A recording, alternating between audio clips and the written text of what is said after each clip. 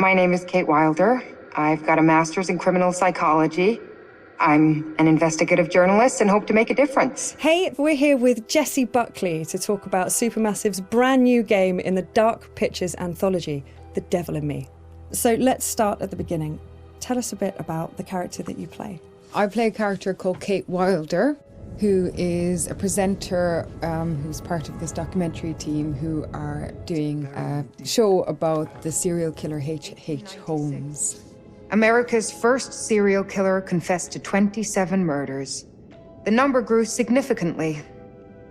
Nearly 200 lives. I'm a serial killer documentary watcher. Is that your jam too? Yeah, I'll watch a serial killer documentary. Right? It's really relaxing. Like, okay, cool, yeah, I can it's chill kind out. of fascinating why we're all addicted to kind of those stories. We need a plan. Forget his games, traps, all that bullshit. Think about the killers we've covered. There's always a weakness. I'm not playing detective, I just want to survive. Playing detective is how we survive. So what interested you in the role of Kate?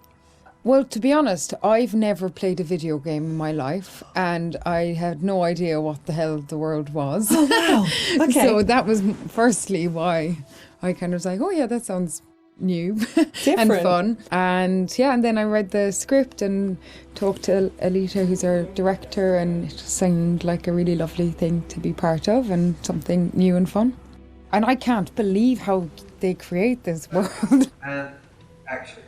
You know, usually I just get a script and it's like 70 to 100 pages long, but there's like 300 pages in one script. It's unbelievable. So as you kind of mentioned, the game has multiple branching paths, so your character could end up in any number of situations. What's it like to film a scene, multiple times with different endings? What I've found is like you can only be in whatever strand you're in at that time and figure out the emotion of it at that moment, because then you can offer up something completely different when you go into a different strand. And it's a very immediate experience, which I guess is also what a player will feel when they're doing it as well. So I just kind of try and keep my head in where we are right there at that moment. And if I was trying to think of what was happening in the other strand, it would be a disaster. It must be really hard, yeah, because you kind of have this mapping, I suppose, in your brain of what the outcomes could be, and then just trying to stay in that moment. It's very interesting stuff. So many things can happen to characters in the Dark Pictures anthologies. How do you make sure that Kate is always Kate, no matter what she's kind of faced with? Well, I guess before we started, we did a big read-through with everybody, so it was good to kind of get a handle on who she is in the context of the environment she's in, but also the relationships that are in the world as well.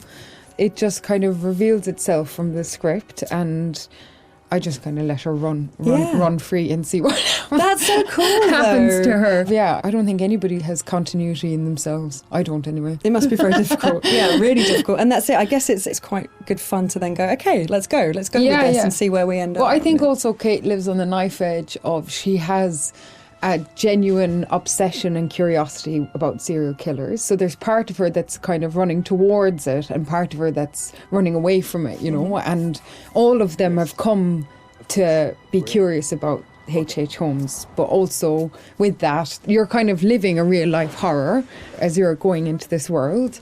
So, come on, Charlie. What do we know about this guy?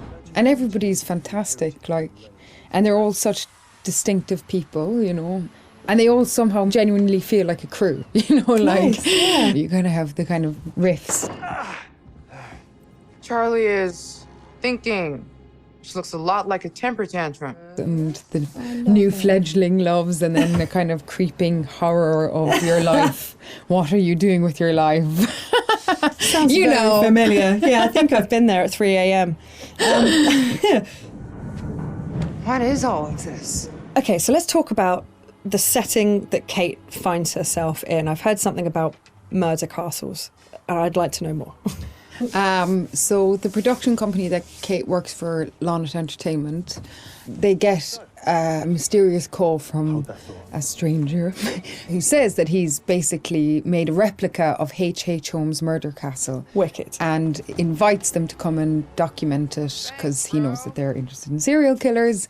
And Lonnet Entertainment, which is run by a character called Charlie, is kind of hard up, but only Charlie knows that. And so even though Kate is a bit kind of resistant to go because it just feels like another kind of fuddy-duddy thing, they agree to go to this island as one last kind of hurrah.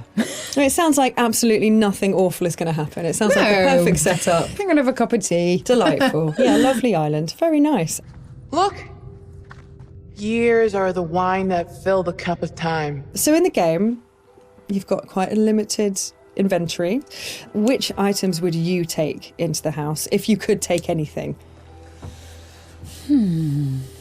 I'd probably take, like, I think, look, all these mad people are just in need of a hug.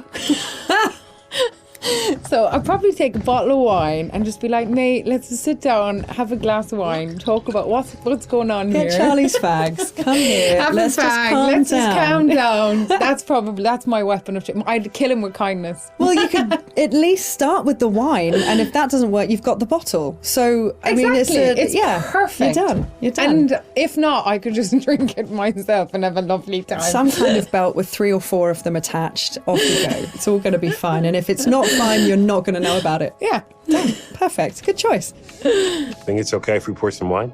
God, please do. So you've mentioned the chase scene with the other girls. Was that fun? That genuinely was fun to be running and scared and all of that? Yeah, it's always fun. I mean, I think everything's kind of fun.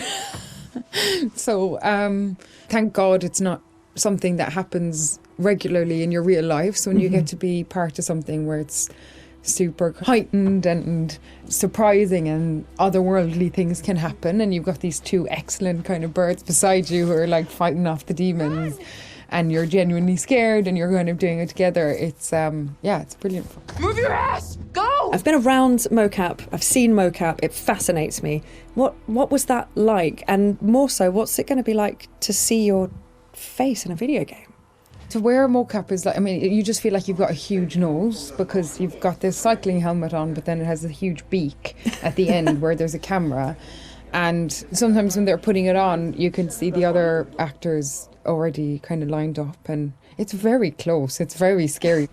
No! You're gonna kill me! But yeah, I think it'd be super interesting. I don't know, maybe I'll look a bit better. They'll doctor me off or something. Kate's just a better version of me. Yeah, it'd be really interesting. It's going to be very cool.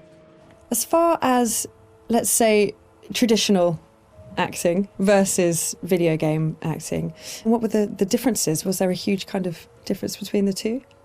I'd say the main difference is just the speed at which you work when you're making a video game. You still have the same intention, and narratively it's the same kind of experience because you're creating characters together and you're creating a world together, and our wonderful director is like interacting with us as a film director would. And also you're on a stage where there's little square boxes and there isn't a costume, that's something that's added later, and all that's being caught is the emotions on your face. It must be quite intense when it's just focusing on your face. That must be a real intense experience. Although to be honest, like the scripts they're really good, and so I don't really try and think about that too much, whatever the situation. I think if I did think about it, it would be an awful disaster. Yeah, may change the situation entirely. You just kind of listen to everybody else that's there and get on with it. We need a plan. Forget his games, traps, all that bullshit. Think about the killers we've covered. There's always a weakness. You suggesting we invite him to tea and psychoanalyze? I'm suggesting we use our heads. We play his games, we'll lose. It's our best shot.